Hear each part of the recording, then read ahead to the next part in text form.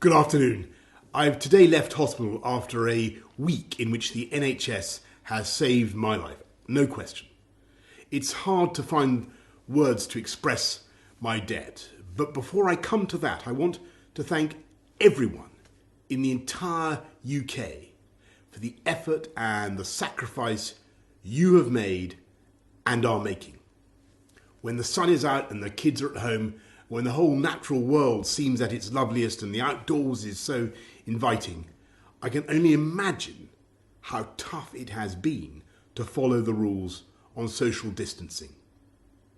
I thank you because so many millions and millions of people across this country have been doing the right thing.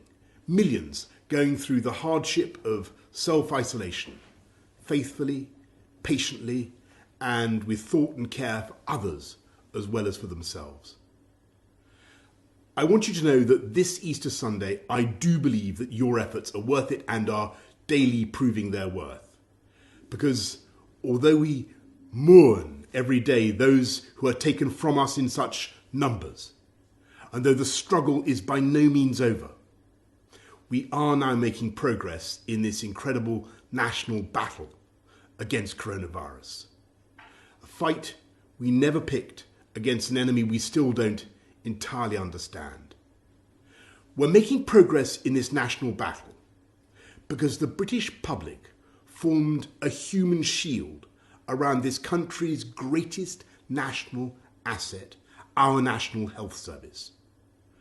We understood and we decided that if together we could keep our NHS safe, if we could stop our NHS from being overwhelmed, then we could not be beaten, and this country would rise together and overcome this challenge as we have overcome so many challenges in the past.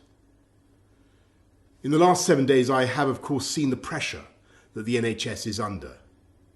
I've seen the personal courage, not just of the doctors and nurses, but of everyone, the cleaners, the cooks, the healthcare workers of every description, physios, radiographers, pharmacists, who have kept coming to work, kept putting themselves in harm's way, kept risking this deadly virus.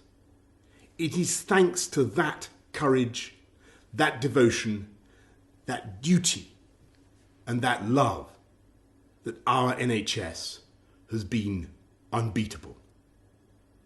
I want to pay my own thanks to the utterly brilliant doctors, leaders in their fields, men and women, but several of them for some reason called Nick, who took some crucial decisions a few days ago, for which I will be grateful for the rest of my life.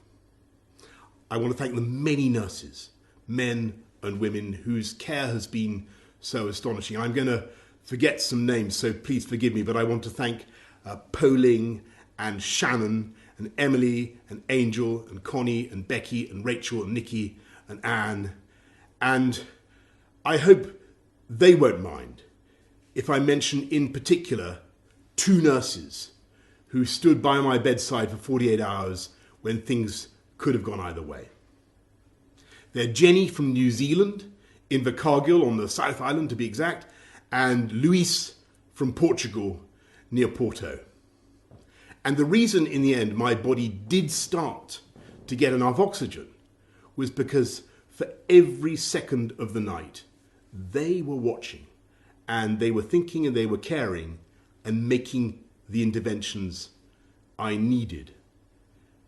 So that is how I also know that across this country, 24 hours a day, for every second of every hour, there are hundreds of thousands of NHS staff who are acting with the same care and thought and precision as Jenny and Luis. That is why we will defeat this coronavirus and defeat it together. We will win because our NHS is the beating heart of this country. It is the best of this country. It is unconquerable. It is powered by love. So, thank you from me, from all of us, to the NHS. And let's remember to follow the rules on social distancing, stay at home, protect our NHS, and save lives.